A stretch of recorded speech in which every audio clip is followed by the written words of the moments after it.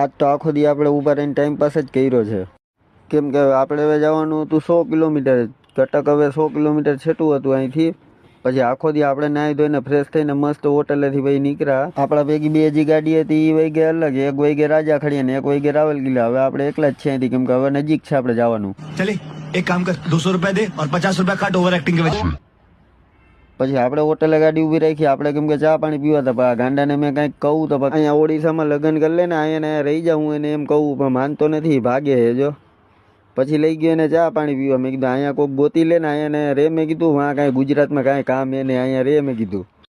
પછી અહીંયા જંગલમાં કોઈ હોટલ હતી નહીં, તો આપણે જમવાનો ટાઈમ થઈ ગયો. ગાંડાને કીધું હાલો આપણું રોવડો ચાલુ કરો. તો જો લોટ માંડ્યો બાંધવા મસ્ત, ને કેવી રોટલી વણે. જો બાયું પણ ટૂંકી પડે, બાયુની કાંઈ જરૂર ન પડે એવી તો રોટલી વણે. આની યાર કોઈક લગ્ન કરી લ્યો એટલે આને એને ખાવા પીવાનું બધું બનાવી દે, કાંઈ ઉપાધિ નહીં રહી આની પાસે.